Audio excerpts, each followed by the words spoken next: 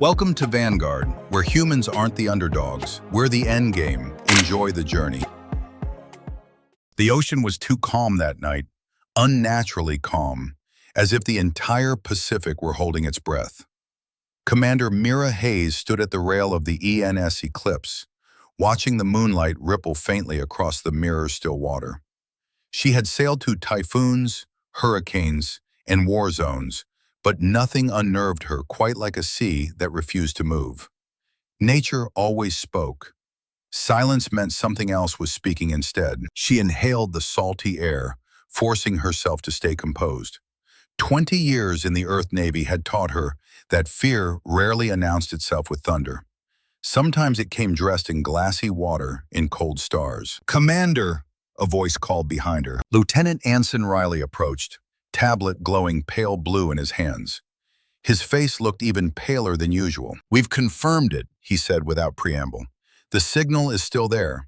Same rhythm, same coordinates, and it's getting stronger." Mira's jaw tightened. "How deep?" Riley hesitated. 10,900 meters, right along the Mariana Trench shelf. Even Mira felt her breath hitch. Nothing made by human hands survived at that depth. Not for minutes, certainly not for decades. She forced herself back into commander mode. Origin? Unknown, but definitely artificial. The pulse is too clean, too intentional. 22 seconds apart, always 22 seconds. Like a heartbeat too slow for any living creature, yet too perfect for random seismic noise. Behind them, the Eclipse's sonar arrays continued their soft, rhythmic pinging, background noise that now felt like a countdown. "What about the deep array cross-checks?" Mira asked. "Same results," Riley said. 3 different stations on opposite sides of the Pacific picked it up today. Whatever is down there, it wants to be heard. Mira exhaled slowly. "Prepare Abyss 1. We're going down." The descent began 3 hours later. The research submersible, Abyss 1, slid beneath the waves like a silver capsule swallowed by the sea. Inside, blue instrument lights cut faint halos across the cramped cabin. Mira sat strapped into the forward seat, Riley at the navigation array, and Dr. Elias Tran monitoring the environmental sensors. Dr. Tran was a quiet, meticulous scientist, one of those people who seemed born for deep-sea work.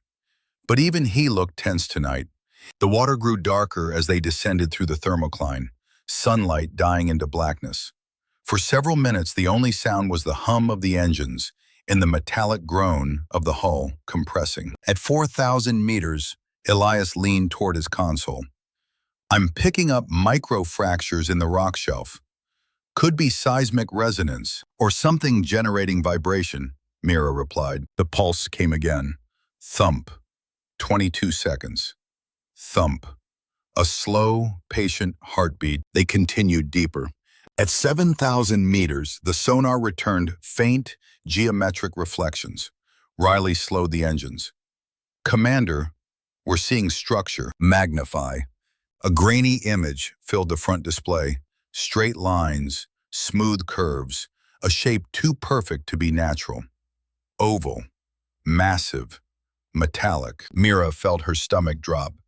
"That's no submarine." "It's seamless," Elias whispered.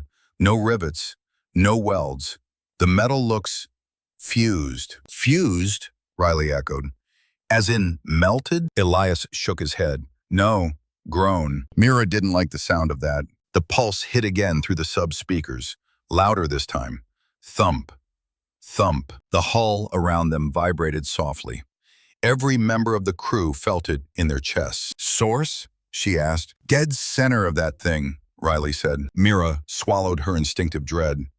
"Bring us closer." The floodlights cut through the abyssal dark, revealing a shape buried half in silt, an enormous ovoid vessel, smooth as obsidian and twice as unnatural.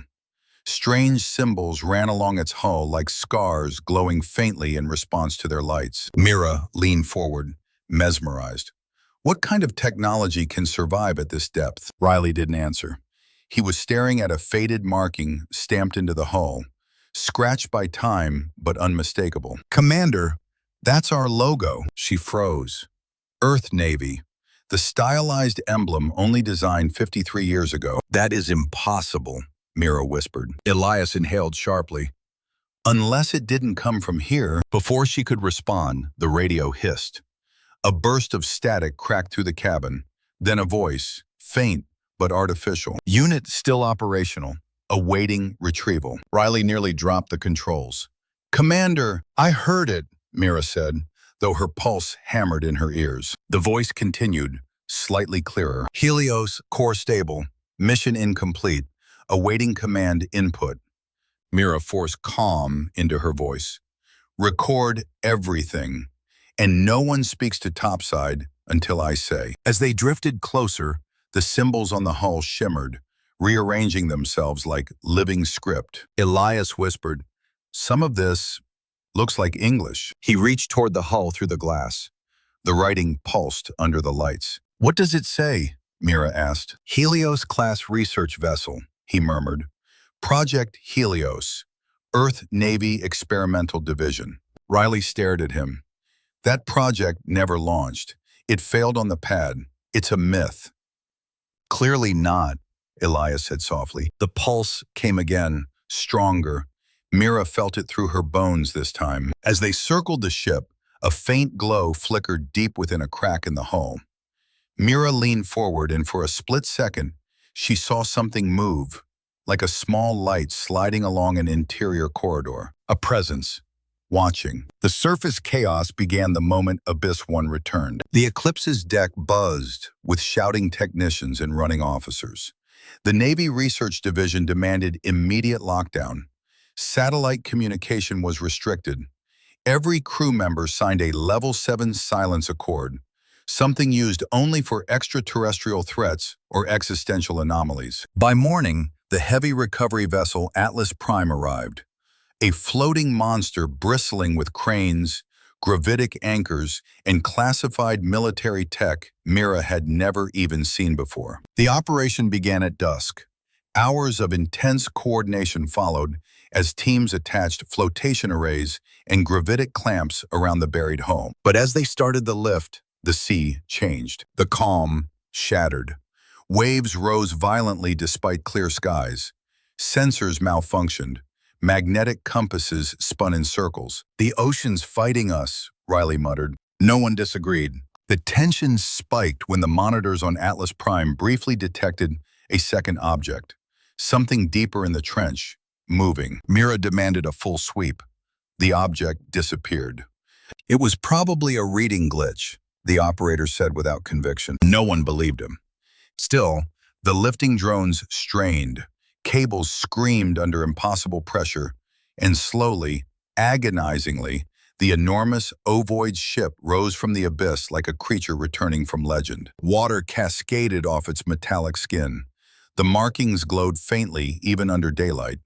Cameras surrounded it, drones hovering like insects around an awakening beast. Mira stood on deck, rain plastering her hair to her forehead, unable to breathe for a moment. This, she whispered, is going to change everything. She didn't yet know how right she was. That night, as the storm raged, Mira sat alone in her cabin replaying the audio. Static, mechanical breathing, and beneath it, something else. She filtered the sound, isolated hidden layers, and slowly, impossibly, faint words sharpened through the noise. 500,000 years have passed. Humanity, welcome back. Mira froze. She ran the filter again, same result. But the ship wasn't 500,000 years old. It carried a logo designed decades ago. Its hull was pristine. Its technology felt newer than anything Earth had. Unless time hadn't passed normally for the Helios. Unless the vessel had traveled somewhere far beyond human understanding. Unless a soft vibration throbbed through her cabin floor. The ship was pulsing again, like a heartbeat, like something alive, like something waking up. Mira turned to the rain-blurred window. The recovered vessel sat in its floating hangar, glowing softly beneath floodlights. Beneath its hull, the water shimmered unnaturally, as if responding. And for the very first time, Mira felt the overwhelming electric certainty. They weren't alone in the ocean tonight, and the thing they had found had been waiting.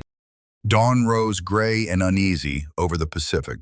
The storm had passed, yet the air still felt charged, as if lightning had forgotten to leave. The floating hangars surrounding the recovered craft buzzed with activity. Engineers in insulated suits, security officers with sealed visors, drones swirling like metallic birds. Every move was recorded, every whisper monitored. Commander Mira Hayes stood beside Dr. Elias Tran on the observation platform as the last of the storm clouds drifted east. The vessel, the Helios, rested on its stabilization rig like a sleeping giant. Even dormant, it radiated presence. Elias checked his tablet again, brow tight. Commander, the energy readings from the hull are increasing, slowly but consistently. It's waking up, Mira said quietly. Or responding to us, Elias added, like it recognizes proximity or intent. Mira didn't love that implication. Below them, Lieutenant Riley supervised the attachment of a new gravitic clamp. He looked exhausted. So did everyone. 3 days of non-stop recovery operations left the entire crew stretched thin. Yet no one dared complain. Curiosity outweighed fatigue. The world outside had already started asking questions. Despite strict military lockdown, someone had leaked the story. Headlines were exploding across global feeds. Unidentified craft recovered deep in Pacific Earth. Navy hiding alien technology? Governments demand answers. Mira felt the pressure building, not just from the unknown vessel, but from the very world above.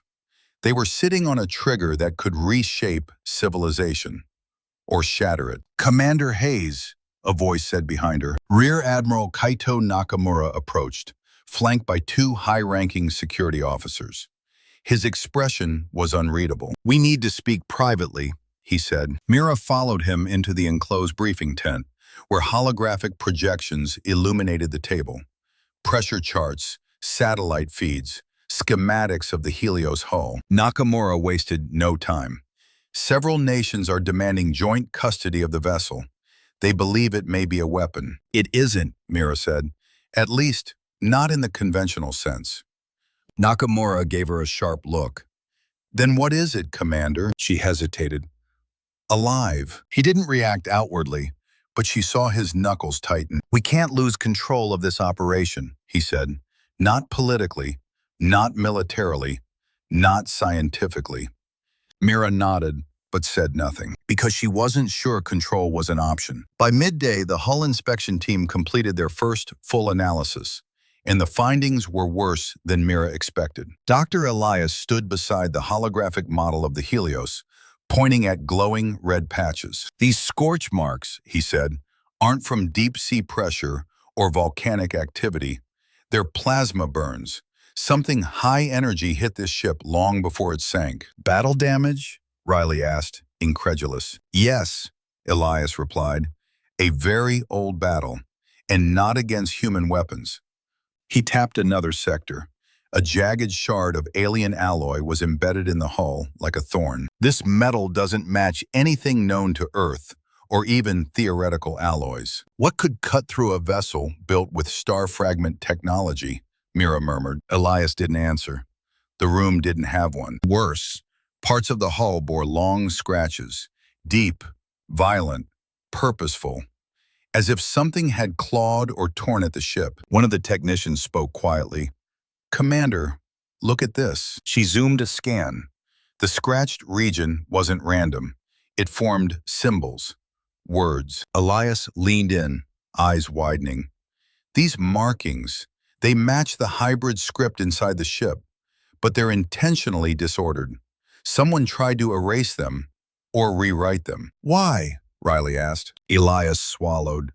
To hide something. The first attempt to open the ship nearly killed 2 engineers. The moment the plasma cutters touched the outer hatch, the metal flexed, rippling like heated glass, and the cutters sputtered out. Energy feedback, someone yelled. Shut them down. The hatch returned to normal shape within seconds, seamless as ever. It's self-repairing, Elias said, and protective. Mira stepped forward. Helios, she said loudly, testing a theory.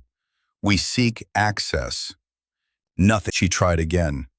You called for retrieval.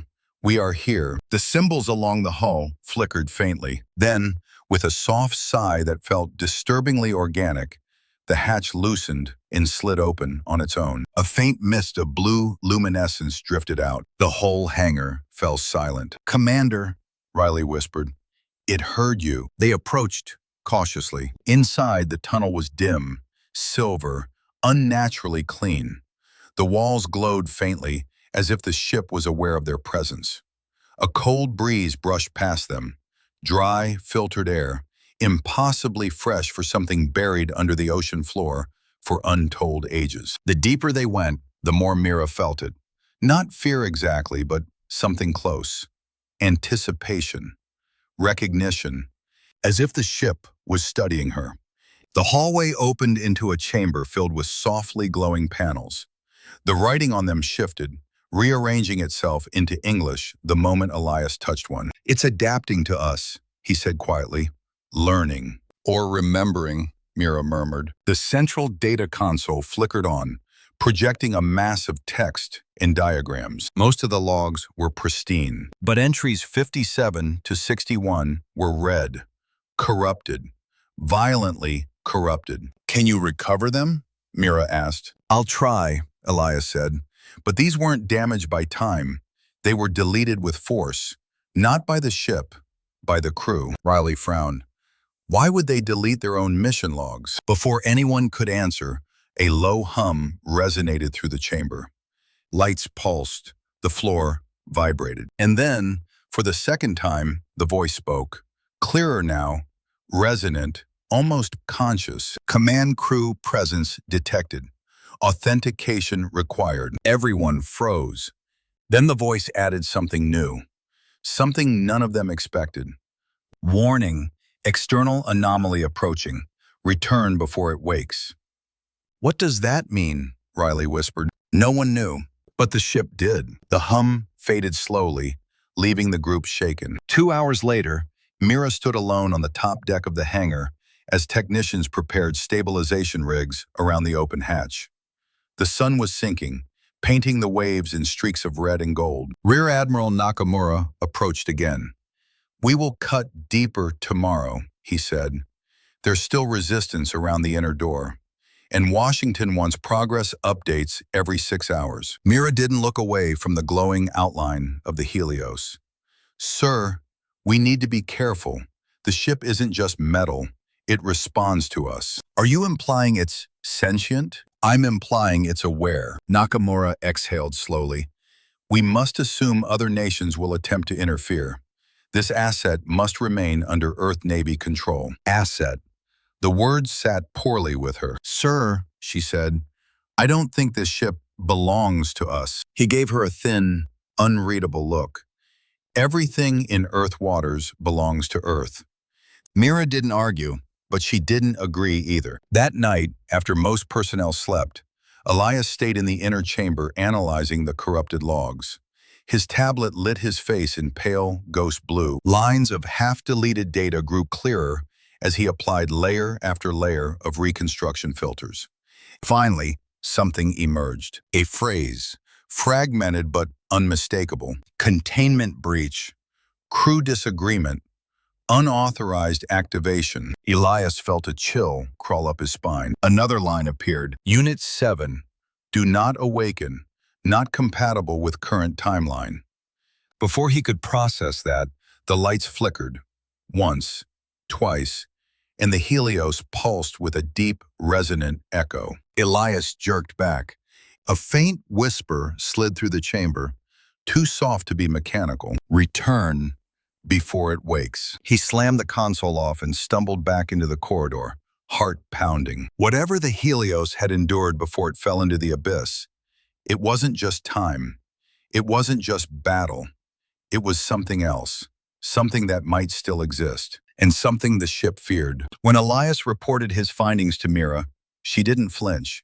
She listened silently, eyes shadowed by a mixture of awe and dread. "We're not just opening a relic," she said finally.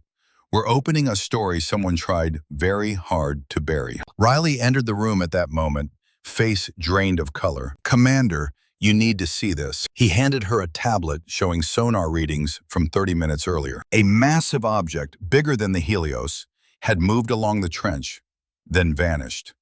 It was only visible for 3 seconds, Riley said, but it was real. Mira stared at the data, pulse quickening. The Helios wasn't alone in the dark. Something else was down there. Something awake. At midnight, under the light of the moon, the recovered vessel pulsed again.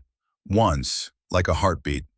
Almost like a warning or a summons. Mira stood at the edge of the hangar, feeling the vibration travel through the metal grating into her bones. She whispered, "What happened to you?" The ship did not speak. But somewhere deep inside, something shifted, something preparing. And the ocean, impossibly, seemed to listen. The moment the inner hatch unlocked, a soft ripple of energy rolled outward, gentle but powerful enough to raise goosebumps across every arm in the room. Commander Mira Hayes stepped through first, her boots echoing against the impossibly smooth floor. The interior lights brightened automatically, as if awakening from a long sleep. The corridor ahead was a seamless tunnel of silver-white metal, curved gracefully and glowing faintly along the edges. There were no bolts, no hinges, no seams. It felt less built and more grown, organic in a way that defied classification. "This is," Elias murmured, unable to finish the sentence. "Impossible?" Riley suggested. Elias nodded.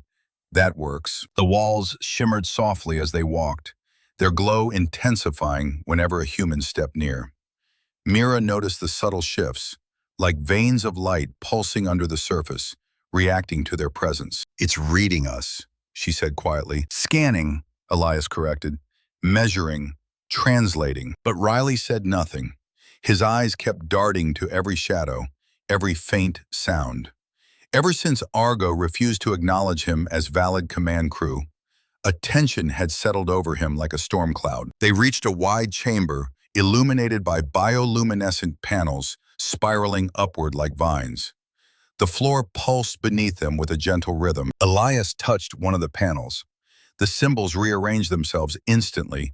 Human script, technical diagrams, maps of constellations. "It's reading my neural patterns," Elias whispered, awestruck. "It's shaping itself to communicate with me." Mira stepped beside him.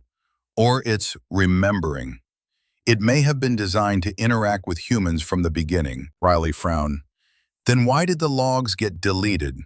And what exactly were they trying to hide?" No one had an answer. The ship hummed again, low, resonant, almost comforting, except to Riley. Every time the sound filled the corridor, he stiffened, as if the frequency struck a nerve the others didn't hear. They reached a circular chamber with a high domed ceiling and 7 raised platforms arranged like the petals of a flower. Each platform held a stasis pod, sleek, transparent, with glowing lines tracing geometric patterns across their surfaces. 6 pods glowed pale blue. One glowed red. The red one pulsed faintly, like a heartbeat. Mira approached slowly, breath held. Her reflection stared back from the curved glass of the first pod. A woman, early 30s, sleek military uniform, calm expression. Peaceful, as if sleeping through centuries. A nameplate glowed softly. "Captain L.R.A. Vance, Helios Command Crew, Project Helios." Elias inhaled sharply. "She looks human." "She is human," Mira said. "But she shouldn't be," Riley muttered. "Not if the ship has been here for, what, thousands of years? Millions?" Elias placed a hand on the second pod. It lit up instantly. "Biological readings," he murmured, checking his tablet. "Stable. All 6 active pods contain living occupants." Mira stared at them, awe and horror twisting inside her. People, not from the past, not from the present. People from a mission that should have died long before humanity learned to split the atom. "They were preserved," Elias said quietly, "suspended in perfect cryogenic stasis. This technology is thousands of years beyond us." Riley circled the red pod uneasily. "Okay, but what the hell is wrong with this one?" The red pod emitted a pulse, soft but sharper than the others. The symbols around it flickered like warning lights. Elias checked the readings, his face drained of color. It says, "Not human." Riley stumbled back. "Not human? Then why is it in a pod with the others?" Elias zoomed deeper into the data. "Wait, no, not human. It says, not compatible with current timeline." "What does that even mean?" Riley snapped. Mira's eyes narrowed. "It means this pod contains someone or something that shouldn't exist here, or now." The pod pulsed again, louder, like something inside was responding to their presence. Mira stepped back. "We are not opening that one first. That one shouldn't be opened at all," Riley muttered. The ship hummed again, and the lights dimmed, gentler this time, like a sigh or a warning. They moved to the central console. The moment Mira approached, the entire floor lit up with soft blue trails connecting each pod to the pedestal at the center. The console rose from the floor like liquid metal forming a shape.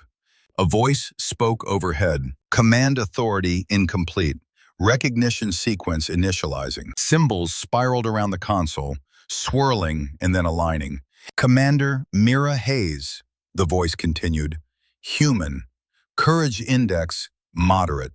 Judgment index high. Access provisionally accepted." Mira stiffened. "It's profiling me." Elias almost laughed in disbelief. "It's reading your leadership parameters, evaluating you." Riley stepped forward.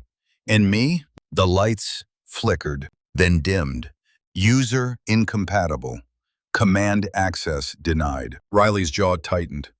"Why am I incompatible? I'm ranked. I'm qualified." Mira stepped toward him, but Riley backed away, eyes wide with simmering fear and humiliation. "Something's wrong with this ship," he said. "It's choosing people.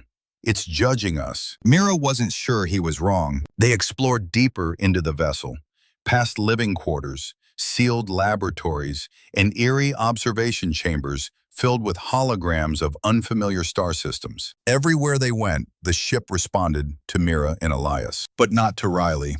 Panels lit up when Mira touched them, displaying mission logs and sequences of hybrid language. Elias studied one wall for almost 10 minutes before finally whispering, "Commander, this script, it's integrating English into an alien base language. They merged their tech with our writing. This ship wasn't made for humans, it was made with humans." Mira's heart pounded harder. Elias played the reconstructed logs. A fragment of sound crackled through. "Containment breach. Shouldn't activate. This timeline cannot sustain. Static." "Whatever happened here," Elias said softly. "The original crew didn't all agree." "What do you mean?" Mira asked. "They argued, maybe fought. The deleted logs. Something dangerous happened before the ship disappeared." Riley scoffed. "Or maybe they realized the ship itself was the danger." Mira ignored him and approached a glowing panel. Symbols rearranged into English as she neared. HELLOSDRIVESTATUS. Dorm Mance Tar Fragment Core. Estal. Elias whispered, "Commander, if this is real, this ship is powered by a star fragment." Riley swore under his breath. "You're telling me this thing has a piece of a star inside it? Down here, on Earth?" Elias nodded weakly. "And it's intact." The implications were earth-shattering. Superluminal potential, energy beyond fusion, time dilation, wormhole creation. Helios was more than advanced. It was something close to divine engineering. They were returning toward the pod chamber when the ship suddenly dimmed, every light flickering once, twice, then extinguishing them in near darkness. Riley jumped. "Okay, no, what is that?" A soft glow ignited along the walls, forming thin lines of golden light. The golden trails converged into a shape, an oval silhouette hovering in midair. A hologram. A figure stood before them, humanoid, indistinct, its edges wavering like shimmering dust. Elias whispered, "Is that a crew member?" The hologram turned its face toward Mira. No mouth, no eyes, yet she felt its gaze pierce straight through her. Then it spoke with the voice of the ship. Command crew fragment detected. History incomplete. Memory corrupted. Awaiting reactivation. Mira stepped forward. Can you tell us what happened to the Helios? The figure flickered. For a moment, it stabilized. A voice, soft, strained, almost mournful, whispered through static, "Return before it wakes." Then the hologram collapsed in a burst of light. The ship steadied. But the pod chamber was glowing. The red pod. It pulsed rapidly, like a heartbeat accelerating. Mira's voice hardened. "Elias, get that pod locked down. Now." Elias rushed to the console. "Commander, I think it's responding to the ship's reactivation. It's..." A bright flash pulsed from the pod, and the entire chamber vibrated. "Waking up," Elias finished, horrified. Mira grabbed his arm. "Shut it down. I'm trying." Symbols flared red across the walls. The ship's voice boomed overhead. "Warning, Unit 7 activation unauthorized. Lockdown sequence engaged." The pod sealed itself under a containment field. The pulse slowed. The light stabilized. Silence returned. But Mira felt her pulse hammering in her throat. The ship had reacted with panic, and she had never imagined a vessel could feel afraid. When they finally returned to the hangar, the moon had risen high above the ocean, turning the water silver. Mira leaned on the railing, trying to steady her breath. Everything felt heavier now. More dangerous, more mysterious, more alive. She whispered to the silent waves, "What happened in there? And what are you still hiding?" Behind her, deep within the vessel, a faint hum answered. The Helios wasn't done. It was waiting, watching, preparing. And Mira sensed, instinctively, that whatever came next would break open the truth the crew of Helios had died trying to protect. The containment field around Pod 1 glowed like a soft, amber cocoon as Commander Mira Hayes stood before it, her reflection fractured across the curved surface. Days had passed since the discovery of the Helios, yet the tension inside the hangar had only sharpened. The air felt heavy with expectation, as if every breath the crew took echoed through the awakened corridors of the ship. Mira nodded to Elias. "Begin the activation sequence." Elias exhaled shakily. "Remember, don't touch the pod unless the system prompts you." "Understood."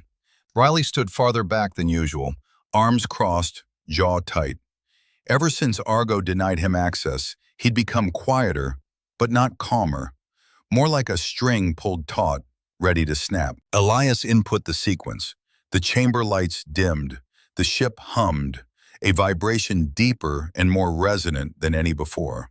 "Cryogenic pressure equalizing," Elias announced. The blue glow around the pod flickered, then pulsed like a heartbeat. Air hissed softly as microseals disengaged. White mist rolled across the floor, cooling the air around their feet. A crack of light appeared at the top of the pod. Mira inhaled. The lid slid open. Inside lay Captain Laura Vance. Her chest rose and fell. Alive. Truly alive. Vance's eyes moved beneath closed lids, as if dreaming. Then, with a slow, deliberate inhale, she woke. Her eyes snapped open, silver gray, sharp, unnervingly clear. Mira stepped forward. "Captain Vance, can you hear me?" Vance blinked, disoriented. Her gaze darted around the chamber, taking in faces, lights, the strange equipment of a world centuries beyond her last memory. "Where?" Her voice was hoarse but steady. "Where am I?" "You're safe," Mira said gently. "This is the year 2574. You've been asleep." Vance sat up slowly. Her movements were too controlled, like a soldier instinctively braced for battle, even while half-conscious. 2574, she repeated. "That's impossible. Our mission, the Helios test, it was 2043. We activated the drive, and then..." She touched her forehead, eyes narrowing. "Everything went black." Elias stepped closer. "Captain Vance, the ship was found at the bottom of the Mariana Trench. We believe it traveled through time." through space. Vance didn't look surprised, only resigned, as if this confirmed a fear she'd carried for decades or centuries. So it worked, her voice steadied. The Helios drive. You knew this might happen? Mira asked. Vance shook her head.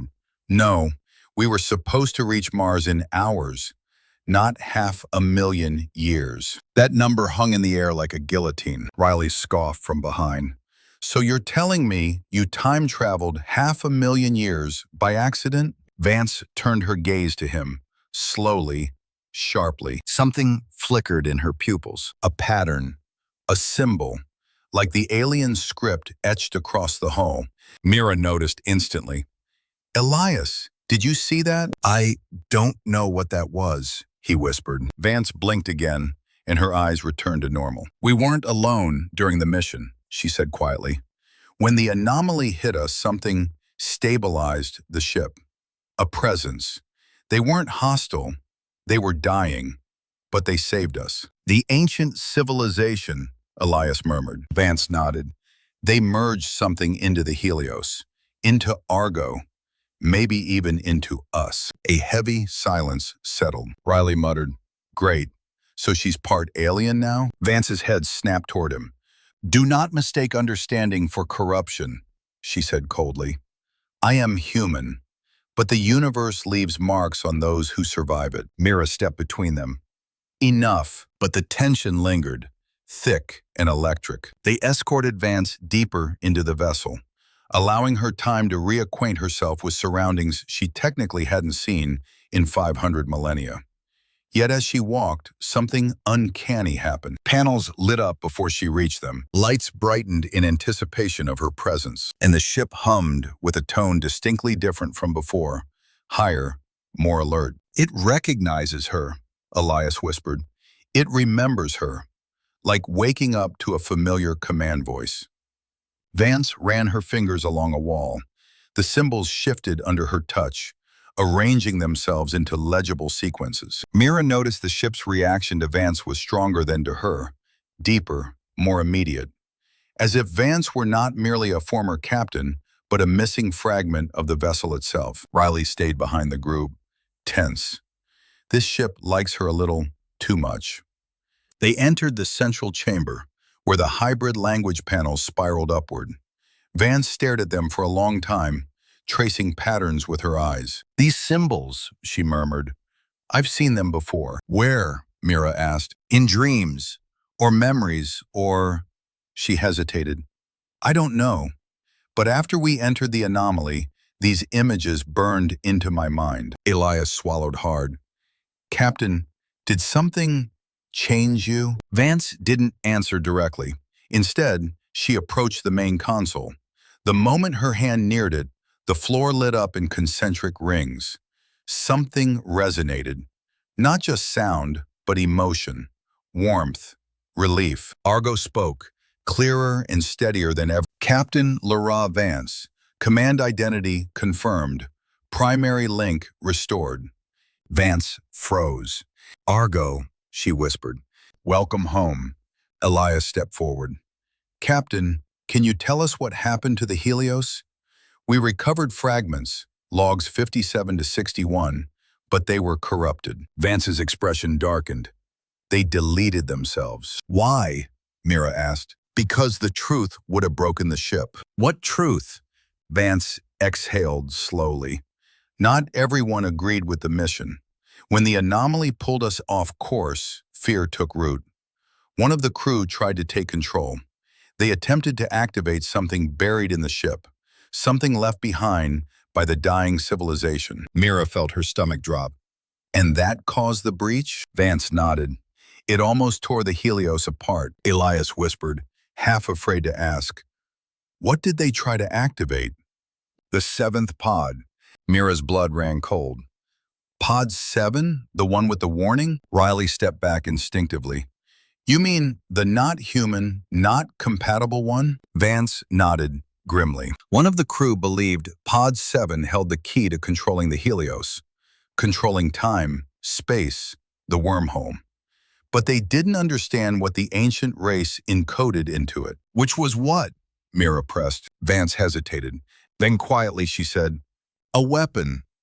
Silence crushed the chamber. Elias looked horrified. The seventh pod is a weapon? Not a weapon in the conventional sense, Vance clarified. A being, a consciousness, something engineered, something meant to survive the collapse of a civilization. The last remnant of a species that didn't want to die quietly. And they put it on your ship? Mira demanded. They fused it into the ship, into Argo, into the mission. It was meant to guide humanity or to destroy it if we failed. Riley snapped, and it's waking up? In our time? The ship hummed, low, distressed. Argo spoke suddenly, warning, wormhole anomaly expanding, external observers active. Vance's eyes snapped upward. They're watching. Who? Mira asked. The same beings who helped us, Vance said. Or what's left of them. Elias pulled up the data feed. Commander, Argo's sensors show a spike near Jupiter. Something is there. Something huge. Riley shook his head. No. This is exactly how every first contact horror starts. A panel lit up beside him with jarring red symbols. Argo's voice boomed. User Riley, psychological instability increasing. Command access permanently denied. Riley's face flushed red. You stupid machine. Riley, Mira snapped. Stand down. But he didn't. Anger and humiliation twisted inside him, festering, and the ship knew it. Later, as the group regrouped on the observation deck, Vance stood beside Mira, watching shadows dance across the ocean surface. I need to see the remaining pods, Vance said. We're not awakening anyone else yet, Mira replied. Not until we understand the full risk. Vance turned to her, eyes sharp. You don't understand. We are running out of time. Elias approached with new readings. Commander, Vance is right. If the anomaly near Jupiter continues expanding at this rate, something will cross into our system in less than 20 days. Something hostile? Mira asked. Something curious, Vance corrected. But curiosity is more dangerous than hostility. It means they want to evaluate us. For what? Mira asked. For worthiness, Vance said softly. For readiness. For survival. A shiver ran through Mira, not from fear, but from understanding. This wasn't discovery. This wasn't accident. This was a test. And humanity was being graded. As they walked back toward the Helios, the lights along the walls flickered in sequence. Not random this time, but forming a pattern. A message. Elias translated aloud. Awaken carefully. Choose wisely. Time fractures. Mira stared at the pattern until her hands trembled. Vance whispered, It begins. The Helios no longer felt like a silent, ancient vessel waiting to be studied. It felt awake, truly awake. Its faint pulses reverberated through the floating hangar like a giant heartbeat, syncing with the rhythmic crash of waves outside. Every panel glowed with subdued light, as though the ship were bracing itself for something unseen. Commander Mira Hayes stood at the main console with Captain Vance and Dr. Elias Tran beside her. Riley kept his distance, leaning against the far wall, arms crossed tightly across his chest. Argo's voice filled the chamber, calm yet urgent. Wormhole anomaly expanding. Distance, 5.2 astronomical units. Origin, Jupiter system. Probability of external observers, 94%. Mira stared at the holographic map projected above the console. A ripple appeared just beyond Jupiter's orbit, a distortion like a bruise in space, throbbing with unnatural energy. Elias swallowed. It's growing faster. Vance nodded solemnly. They've sensed the Helios's reactivation. They're looking for us. Riley let out a humorless laugh. Great. First we wake up a 500,000-year-old starship, then we accidentally dial an alien hotline. Are we trying to get invaded? It's not an invasion, Vance corrected. It's an evaluation. That's so much worse, Riley snapped. Mira ignored the sarcasm. Argo, status of the ship. Systems online at 38%. Star fragment core stable. Propulsion tests possible. Elias's eyebrows shot up. Possible, as in, we can actually test the drive? Vance stepped forward, placing a hand on the console. Her presence alone seemed to brighten the room. Not a full test, she said, but a small ignition, enough to measure stability. Mira breathed deeply. They were sitting on a phenomenon that could fold space itself. One mistake could vaporize the hangar, the ocean, the coastline. Will the vessel protect us? She asked. Argo responded instantly. Affirmative. Drive containment will prevent external damage. Comforting, Riley muttered. The ship swears it won't kill us. Mira hesitated, then nodded. Begin low-energy thruster test. Elias tapped the sequences. Lights flickered. The air in the chamber tightened, vibrating with energy that felt too big for a confined space. The hum of the star fragment core deepened, no longer just a sound, but a resonance in their bones. A shimmering field enveloped the Helios. The water beneath the hangar boiled, evaporating instantly into steam. Alarms blared, but Argo countered them. Containment stable. Energy levels nominal. Elias's jaw dropped. That's impossible. It just vaporized 2 meters of seawater, Riley whispered. We're all going to die. But Mira felt something impossible. Calm. The ship wasn't hostile. It wasn't reckless. It was certain. After 30 seconds, the lights stabilized. Low energy test successful, Argo announced. Thrusters operational. Mira exhaled. Shut it down. The energy field dissolved. The hangar fell silent, except for the crackling of steam condensing back into droplets. Vance turned to Mira, eyes burning with conviction. The Helios is ready. It survived the anomaly once. It can do it again. And what about the observers? Mira asked. Vance's expression tightened. If they approach, the Helios will sense them first, and it will decide how to react. That phrasing unsettled Riley. It will decide? Shouldn't we decide? Elias glanced at him. The ship is more than a vessel. It's a guardian. Riley rolled his eyes. More like a jailer. Later that night, Vance walked alone through one of the ship's angular corridors, a place Mira had yet to understand. The walls emitted a soft glow, flowing like watercolor under dim starlight. She paused, touching one of the glowing lines. The symbols rearranged themselves, revealing a memory panel. Not a log, not a recording, a memory. Images played. A vast alien citadel under a dying sun. Structures collapsing in slow motion. Beings of light drifting like ghosts. A voice speaking in a haunting, melodic tone. Carry the fire. Carry our legacy. Let your world survive where ours could not. Vance inhaled sharply. So many lifetimes ago. Yet the memory lived inside her as if it had happened yesterday. She whispered, "You chose us." The ship pulsed softly. Mira's voice echoed from behind. "You're remembering something that isn't human, aren't you?" Vance turned. Mira stood in the dim corridor, arms folded, but expression gentle. "You saw it," Vance admitted.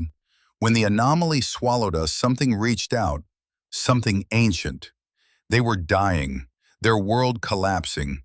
They didn't want to leave nothing behind. So they fused their memory into you," Mira said softly. "Into all of us," Vance corrected. "That's why we survived, why the stasis lasted." She paused. "And why Argo still responds." Mira stepped closer. "But what about Pod 7? The being inside it?" Vance's gaze darkened. It was their last attempt at survival. A consciousness engineered to hold the wisdom of a dead civilization. "And the crew tried to awaken it," Mira said. Vance nodded. "It almost destroyed us. It wasn't ready, or we weren't." Mira's voice lowered. "And now?" Vance looked away. "If Pod 7 awakens now, without preparation, the consequences could echo across the galaxy." Before Mira could respond, Argo's voice cut through the corridor. "Warning, unauthorized activity detected. Location, cryogenic chamber." Mira and Vance exchanged a look, then sprinted down the corridor. When they reached the chamber, Elias stood at the console, breathing heavily, panic in his eyes. "Someone tried to access Pod 7, he said. "Someone input a manual override attempt." Mira's heart pounded. "Who?" Elias hesitated.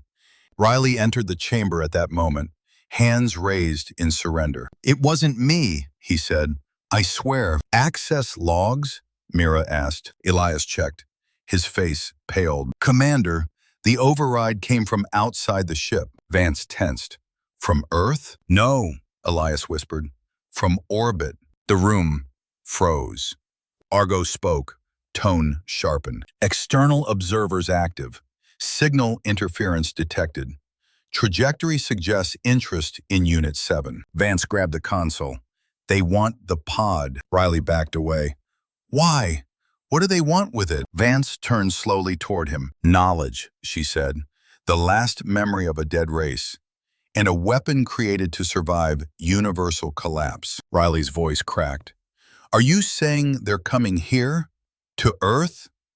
Before Vance could answer, the chamber lights surged, and a holographic projection flickered to life above them. A wave of distortion spread across the room. A voice, not Argo's, not human, echoed. "We see you. The light stirs again. Prepare." Then it vanished. The next morning, tension across the hangar bordered on explosive. Scientists argued about protocols. Naval officers demanded lockdown orders. Mira paced the observation deck, feeling the weight of an entire civilization on her shoulders. Elias joined her, tablet trembling in his hands. "Commander, this isn't just observation. They're scanning us. They're reading everything. Our satellites, our emissions, the entire electromagnetic spectrum." Mira's voice hardened. "Are they hostile?" "No," Elias said. "But they're curious, studying, testing humanity. Like we're candidates or inheritors," Elias whispered. The ship pulsed beneath them, slow, steady, patient. Vance appeared beside them. "The Helios is ready, and if we don't act soon, whatever's near Jupiter will arrive uninvited." Mira exhaled sharply. "So, what's our next step?" "We awaken knowledge," Vance replied. "Just the first phase. Argo will guide us." Mira nodded. "Begin." In the Helios' central chamber, holographic sequences erupted like constellations.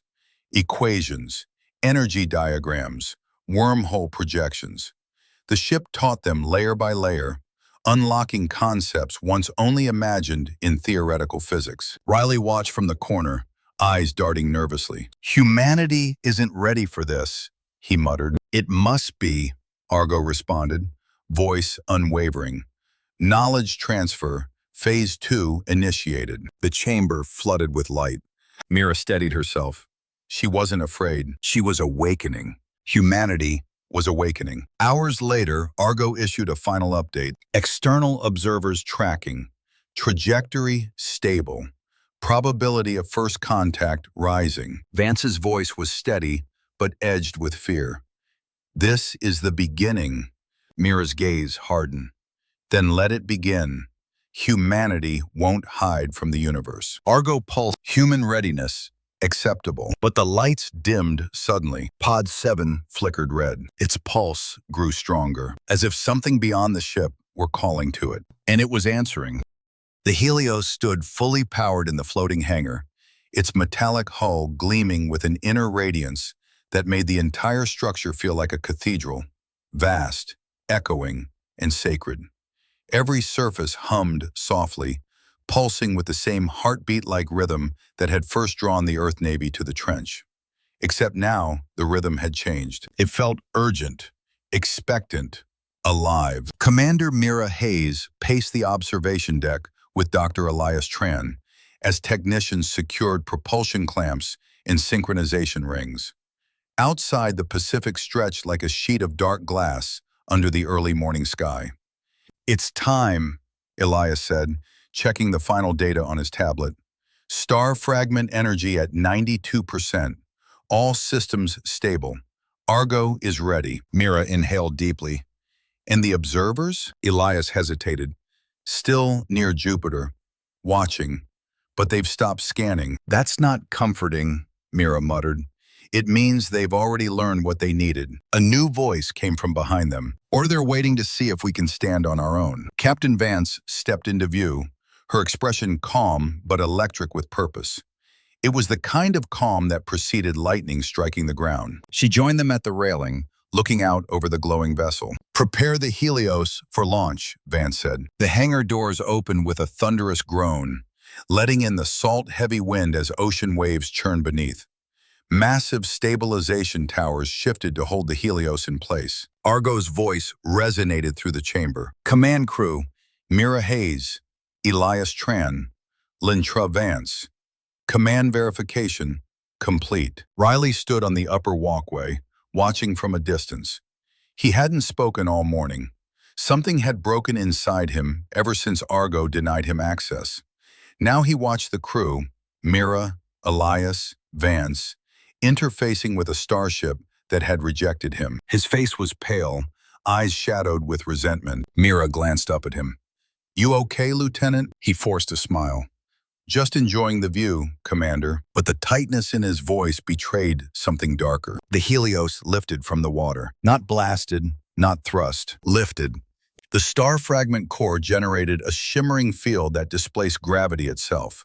Water sheared away from the hull in smooth spirals, forming a halo of mist that glittered in dawn light like fractured diamonds. Even the seasoned Navy officers gasped. "Dear God," whispered one of the technicians. "Humans didn't build this," another murmured. "No," Vance said, "but humans were chosen for it." The ship rose higher, the ocean cascading off its flanks.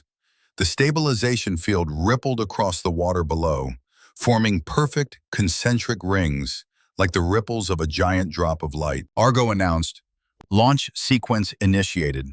Stand by for atmospheric ascent." Mira's pulse quickened. For the first time in her life, she felt the weight of history pressing down. Every generation before her, every dream of exploring the stars, every myth humanity had whispered about the sky. And today, she would leave the Earth behind. The Helios accelerated upward. Clouds tore like curtains. The sky brightened into blinding gold. Then, silence. Earth's gravity let go. Orbit unfolded beneath them, blue, shimmering, impossibly fragile. The continents stretched like painted murals across the sphere. The sun's reflection rippled over the Pacific like molten silver. Elias stared at the sight, breathless. "We're in space." Mira smiled despite the tension. No turning back now. Argo pulsed with a gentle, almost reverent tone. Orbit stable, atmospheric ascent complete. For a moment, the entire command crew simply stood there, taking in the Earth below, each processing the enormity of what they were about to do. Then Argo spoke again. "Command crew, prepare for reactivation of cryogenic units." Vance nodded. "Wake them." The cryogenic chamber brightened as Argo powered the pods. The first pod hissed open, releasing clouds of cold vapor. A young man stepped out, mid-20s, dark hair, strong jaw, eyes filled with confusion and instinctive discipline. Where are we?" he asked. Mira stepped forward. "Earth, but far above it. You've been asleep for a very long time." The man blinked, jaw tightening. "What year is it?" 2574, Elias answered. The man closed his eyes, whispering, "We didn't think we'd survive." Another pod opened, then another. Soon, 6 original Helios crew members stood together, shaken but alive. Vance stepped forward, commanding and calm. "Listen closely. You are the past, we are the future, and together we will guide humanity into a new age." Argo confirmed command crew integration complete, but the moment felt incomplete because Pod 7 remained sealed and pulsing red. Back in the control chamber, Mira reviewed telemetry from the Jupiter anomaly. Riley lingered in the background, arms folded, shadowed by something Mira could not name. "Commander," Elias said, "the wormhole-like distortion is stabilizing. It's behaving exactly like the anomaly Helios encountered centuries ago." "That means something might come through," Mira replied. Vance nodded. "Not might, will." Argo pulsed brighter. External entity transmission incoming. The holographic interface activated, projecting spiraling symbols that slowly resolved into decipherable patterns. A message, not sound, not words. A thought. Elias translated slowly, voice trembling. We see you, descendants. The light has endured. You are worthy. Continue the path. Everyone froze. Even Riley looked stunned. Elias whispered, "They're welcoming us." But the hologram didn't fade.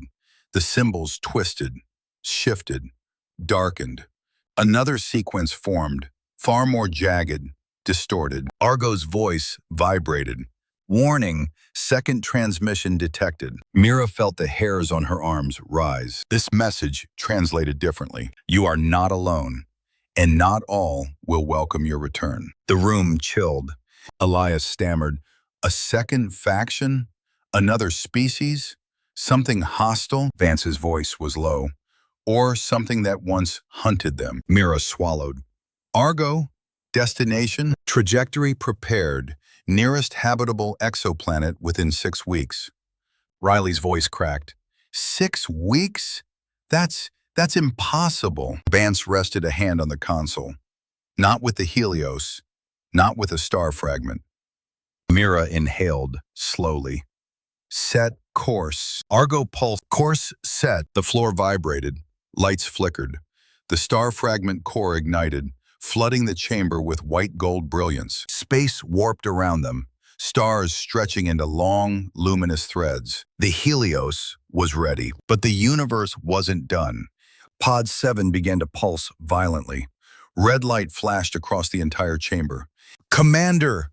Elias shouted. Argo blared. "Warning! Unit 7 responding to external stimuli. Containment failing." A crack appeared across the pod's surface. Not breaking outward, breaking inward, as if something inside were trying desperately not to awaken. Mira stepped back. "What's happening?" Vance's face drained of color. "The transmission from the second faction, whatever they triggered it." Argo boomed. "Helios departing Earth orbit. Prepare for jump." The crew braced themselves. Vent panels opened around the chamber. The core flared like a newborn star. Energy swallowed the floor beneath their feet. Pod 7 released a final, desperate pulse. Half warning, half cry. And the Helios leapt forward, gone from Earth, gone from the solar system, gone into the cosmic deep. Earth shrank behind them, a pale marble drifting into darkness. Silence filled the bridge as the Helios stabilized into interstellar transit. The stars stretched across the viewport like an ocean made of light. Argo spoke at last. "Mission continuity secured. Humanity's legacy active. Trajectory stable." Mira exhaled, knees nearly buckling with relief. Vance stepped forward, placing her hand on the shimmering command console. "We are no longer children of Earth." "No," Mira agreed quietly. "We're something new." Elias stared out at the endless void, awe and fear mixing in his eyes. "Commander, look!" Below, the swirling blue of warp space illuminated the lower decks. Pod 7 glowed faintly, the red pulse softening, as though in uneasy truce. Riley approached from behind, voice small. "So, this is it. We're leaving everything behind." Mira nodded. "Humanity just took its first step into the stars." "And the observers?" he asked. Vance answered, her voice steady. "They know. They're watching. And they will come. All of them." Mira looked out at the cosmic horizon. Bright, infinite, beckoning. "Let them watch," she said. "We're ready." Argo pulsed. Humanity, awake. And the Helios, shimmering like a silver dawn, soared into the unknown.